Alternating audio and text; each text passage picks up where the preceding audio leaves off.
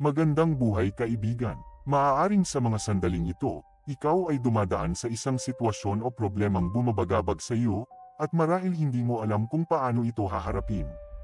Natural lamang ang mga problema, bahagi ito ng ating pang-araw-araw na buhay. Ngunit ang tunay na mahalaga ay hindi kung paano natin maiiwasan ang mga ito, kundi kung paano natin pipiliing intindihin at harapin ang mga hamon na dumarating. Ang buhay ay isang mahabang paglalakbay na puno ng sorpresa. May mga araw na tila maaliwalas ang lahat, magaan ang pakiramdam, maayos ang takbo ng mga bagay, at para bang hawak natin ang ating kapalaran. Ngunit darating ang mga sandaling parang lahat ay bumibigat. May plano kang hindi natupad, may taong nakasakit ng loob mo, o may pangyayaring tila hindi makatarungan. Sa ganitong mga oras, normal lang na manghina, magalit, o mawalan ng pag-asa. Ngunit dito pumapasok ang karunungan ng mga Stoics, isang sinaunang pilosopiya na nananatiling makabuluhan hanggang ngayon. Tinuruan nila tayo ng simpleng prinsipyo, hindi natin kontrolado ang lahat ng nangyayari sa paligid, ngunit palaging nasa atin ang kapangyarihan kung paano tayo tutugon. Si Epictetus, isang tanyag na Stoic philosopher, ay nagsabi, hindi ang mga pangyayari ang nagpapahirap sa atin, kundi ang ating paghatol tungkol dito. Isipin mo ito, dalawang tao ang sabay na nakaranas ng parehong unos sa buhay. Ang isa ay bumigay sa takot at hinayaan ang galit at lungkot na limunin siya.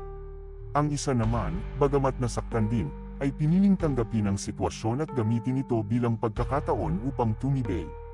Parehong bagyo, magkaibang pananaw, at magkaibang resulta. Kaya kapag humaharap ka sa hamon, tanungin ang sarili, nasa kontrol ko ba ito? Kung oo, kumilos. Gumawa ng hakbang na may tapang at karunungan. Kung hindi, matutong bitawan. Huwag sayangin ang oras at lakas sa mga bagay na wala kang magagawa. Madali itong sabihin, ngunit mahirap gawin, lalo na kung emosyon na ang nangingibabaw. Ngunit sa bawat araw na pinapractice natin ito, unti-unti nating napapansin ang pagbabago. Mas gumagaan ang ating pasanin. Ang mga bagay na dati nagpapasiklab ng ating galit, ngayon ay mas madali na nating napapalampas. Ang dating mga alaala ng pagsisisi, hindi na ganoon kabigat. At sa halip na maging alipin ng takot, galit, at lungkot, natututo tayong maging tunay na malaya. Tandaan, hindi ibig sabihin na mawawala ang problema. Ang Stoicism ay hindi pagtanggi sa sakit o pagwawalang bahala sa hirap. Sa halip, tinuturo nito na kahit nandyan ang problema, hindi ito kailangang maging amo natin.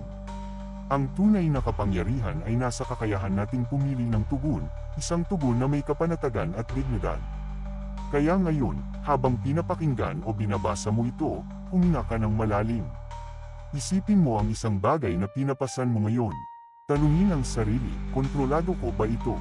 Kung oo, gumawa ng maliit na hakbang. Kung hindi, hayaang lumisan ang bigat, tulad ng paghinga mong ibinubuga palabas.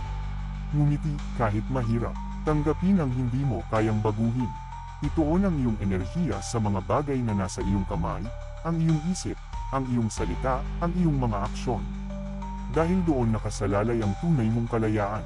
At sa huli, tandaan, ang sukatan ng isang mabuting buhay ay hindi kung gaano karaming bagyo ang naiwasan natin, kundi kung paano natin natutunang tumindig ng matatag, manatiling payapa, at hanapin ang kahulugan kahit sa gitna ng ulan.